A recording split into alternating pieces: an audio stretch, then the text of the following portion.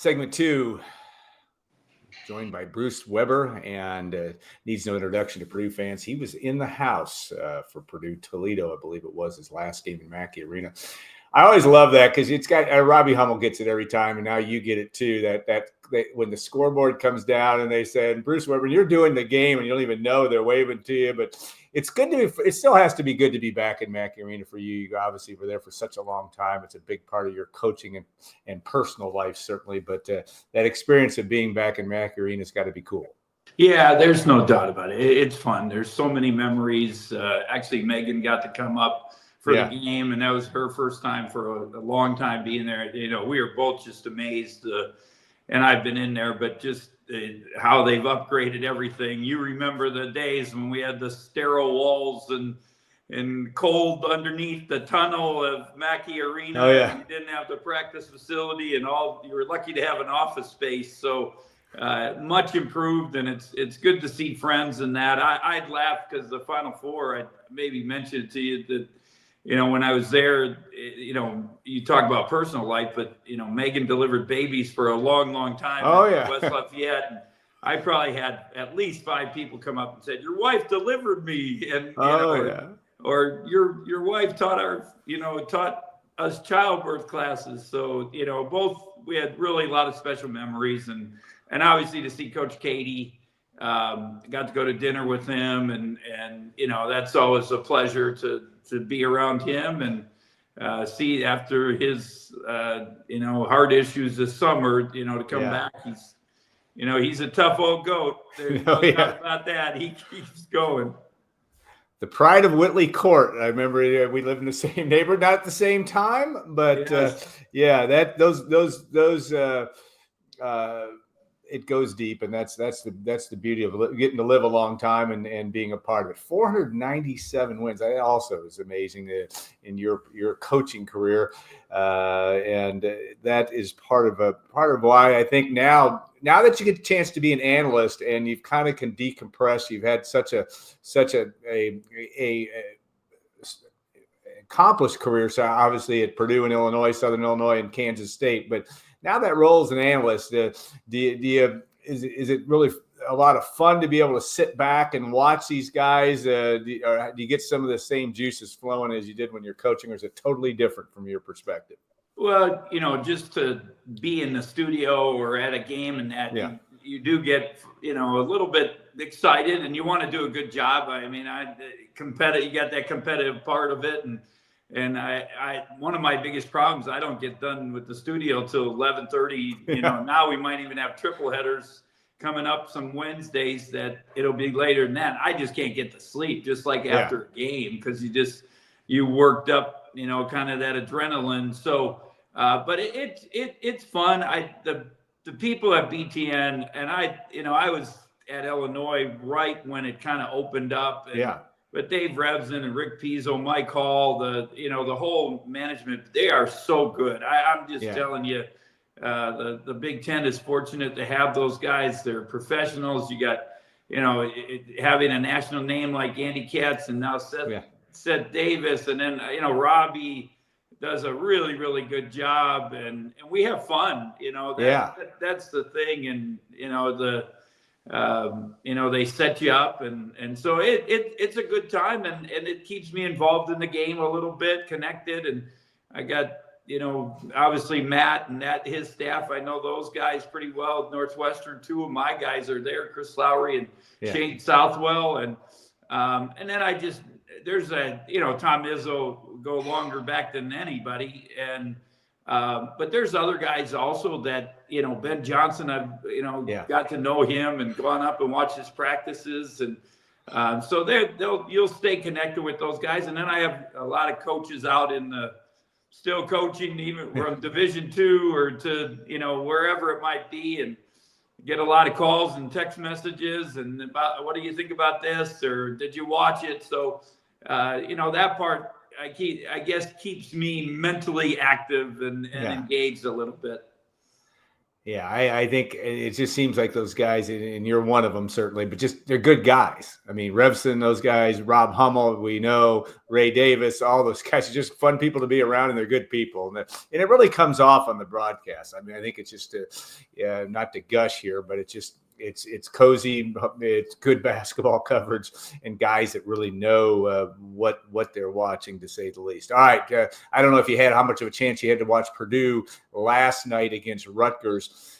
Rutgers obviously got two really talented guys. One with Harper dealing with an illness, and Matt Painter. And you were always this way as a coach. Always gets on post game and talks about that's a different team without if those two guys are healthy. But still impressive. Purdue, an 18-point win. They've had 2 double-digit road victories. Wasn't sure at any time that Purdue was going to get road victories. What are you seeing from the Boilermakers right now? Well, they're not as good as last year. I think you know it. I hope Purdue fans understand that. You had a special human being in Zach that was just dominant, and not just for 1 year, for really for 2 years, just dominated college basketball. And I'm just happy he's having some success in the NBA. I think it's really cool.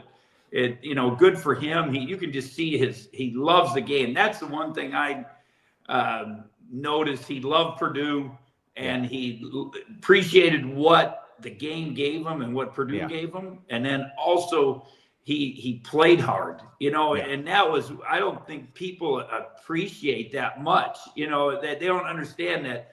It used to be, Alan, when NBA guys would call me, they didn't even ask, do they play hard? And I still remember one guy called and said, hey, coach, I hate to even ask this, but does he play hard? Does he practice hard? And this is probably 5 years ago where somebody said that. So it's a different element. So, and then you add in Gillis, and then Lance Jones was a really nice piece that, so you're missing some pretty good pieces, but Matt's a really good coach.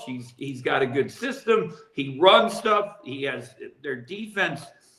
They don't have quite the athletes to be like a big time defensive team, but they're solid, and they have a system, and that gives them a chance. And then when you have a point guard like Braden Smith, it gives you chances in games. So, the Penn State game, Marquette game, when they had guards that could deal with Braden, that were the games you struggled. And I think the one Matt, and even Auburn's a whole nother, that's a whole nother animal that it's unbelievable how good they are. And Bruce Pearl, you can say all you want about, him and all the different things, but he's a good coach. And does a good job, and now he's got a really good group. So, those are the teams that took. But, Matt talks about, when I was in town and talked to him quite a bit at the practices and stuff, that he built his team to win in the Big Ten. And that's what I think they have a chance. Now, are they going to win the league? I still think they have a chance. They have a chance. I don't. It's going to be hard, there's no doubt, but they're going to be up in that top 4 or 5 teams. And, a lot can happen too, through the year, injuries happen, issues happen off the court. And in today's world with players and the portal and the NIL, you never know what's going to happen. So, but, right now they're a good, solid team. And, I like that he was struggling. He was trying to keep with the same lineup, but I really like that. And it's hard as a coach, I know, to kind of start rotating players and saying the one thing he talked about. And we always go back to Steve Scheffler. Steve would say, Coach, I'm nervous on this. And, he said, I know I can play hard. And Matt brought up that quote the other day when we were together, and that's what he's trying to emphasize to some of these guys. They're young players, and they have a lot of talent, and they want to be superstars, but just play hard, and the other things will come. It'll develop, and that's what I think he's trying to get some of the other guys to do. And Trey Coffin-Wren's improvement is so good. Part of it, they got him in the post and they run stuff for him. And he can really score, but he's improved. There's no doubt. I mean, his numbers are really, really good. And Fletcher Lawyer's just, he is who he is. He can score and make some plays. But if they can get one of those guys from Cox to Cam Heide to Miles Colvin, somebody to really get some consistency. It would help them and give him a chance. The other one is First. He's an older guy, and he's got limited athletic ability and explosion things, but you play hard and do the little things, all the things you can do, and he's starting to do that. The rebounding obviously is a factor. Yeah, taking care of the ball and rebounding are keys for them, but when they do that, they have a chance to beat people. Yeah, it's interesting because the league and it's kind of your 18 team schedule isn't or 20 game schedule, 18 teams. They ain't all the same. I mean, Purdue's going to play double plays against Rutgers, Michigan, and Indiana, obviously. Indiana and Michigan are certainly a challenging lot to have to face, but it's not all schedules are the same. So it's going to be really interesting to see how that plays out as we get. And there are going to be people talking about it. You guys will be talking about it. Well, yes. These guys may have a little bit easier schedule, and having Nebraska at home on Sunday is a heck of a lot difference of going to Lincoln. I mean, Purdue will not go to Lincoln this year. They'd be an underdog if they went to Lincoln in all likelihood. So that's an interesting part. Who else? I mean, Michigan has really impressed me, and I haven't watched them as much as you have, but teams that really now you say, boy, I think they're going to be in there for the long run. Michigan State, Indiana's shown some good signs here recently. What do you see? In Illinois, you got to throw them in. Yeah, obviously, Illinois.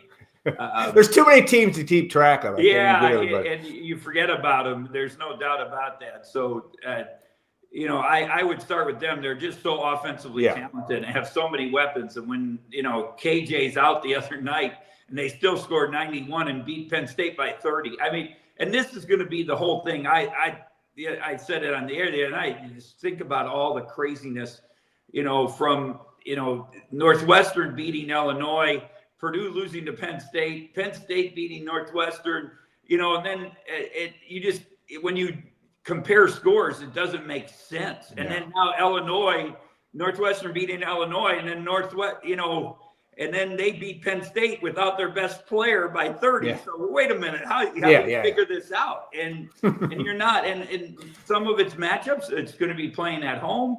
Road wins are going to be so valuable, and even more valuable win your home games. Just you can't panic, and I think with the players, I've talked with other coaches in the league, you gotta stay consistent, and you can't because there's going to be a stretch in your schedule. You can look at any schedule where you're going, oh my goodness, this next 5. We got 3 out of 5 on the road. We got a West Coast swing. We got the 2 top 20 teams in the mix, and can't. But if your players are mentally tough and they can survive that, you could even go 2 and 3 or whatever in that stretch. But you got to come back when you have the good stretch and play well, and that's going to be the key with anyone to stay up there. I thought maybe 5-6 losses might be the winner, but maybe now there's some teams kind of stepping up above that. It might be 4. We'll see. And again, craziness happens in the season, and we'll see how it all progresses. But Illinois wins at Oregon the way they did it in Presley. Now Penn State. That'll be interesting. Michigan State. I talked to Tom last week. He really feels good about his group. They're not sexy. There's no doubt about that. But they guard, they rebound, kind of the old things, and they're getting running a little more because now they're getting stops, and they really play together pretty well. So that group is pretty good. Wisconsin, I think, don't sleep on that. I don't know if they might be at the end of the 5 or 6 or somewhere in there, but they're going to beat some people at their place. If they make threes, obviously that really helps. That helps everybody when that happens. And I think Purdue's in that mix. Michigan, Dusty May has done an unbelievable job with the portal. And we were talking about it in the studio the other night. Some of it is, who's out there, but some of it is too, if you can get quality kids, good kids. Brad Underwood mentioned it in his postgame the other night. They have good kids, and they do. I've been there. I've been to practice. They work hard. They're good kids. They want to be part of something special. Maybe they had some issues at another place or something, but now they got to this, next school, and they've taken steps where they bought in, and they really want to be part of it, and they feel like they have a good group. So, but Dusty May, I never thought, I saw their exhibition game against Toledo, and I never thought they could play those two bigs together like that in modern basketball. But it's been pretty successful right now, and their West Coast, 2-game swing. Now they got that out of the way. I think that's even an advantage during holiday break to go on the West Coast, kind of NBA style, and go win 2 games. And now later on, when school starts, other teams that have to go out there later, it might not be quite as advantageous to them, and it might be a little tougher.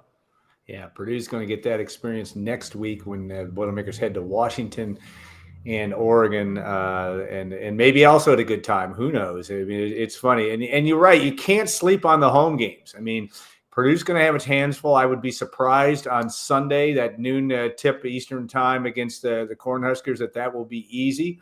Certainly Ohio State and Michigan coming in. Ohio State's another team that I know that they've had moments. I mean, when Ohio State got boat raced by Auburn, I said, they're not, I mean, they may not be very good. Then Purdue got boat raced by Auburn. I said, realize there's enough talent there to cause problems. I think that's a key point, is you can't lose at home. You better limit that. I don't know that Purdue's going to go through 10-0 at home, but you better be 9-1 if you're really going to be in that race down the stretch. And Purdue does now have its two road victories. That's a good sign from that standpoint.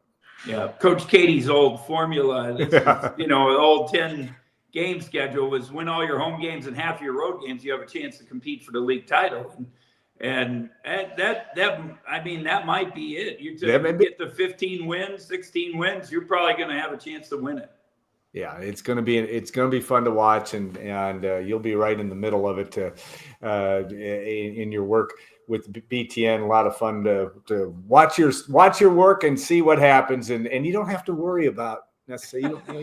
You got a lot of teams that you got somebody. So you got a network of, you like Illinois people, you like Purdue people, but you like coaches.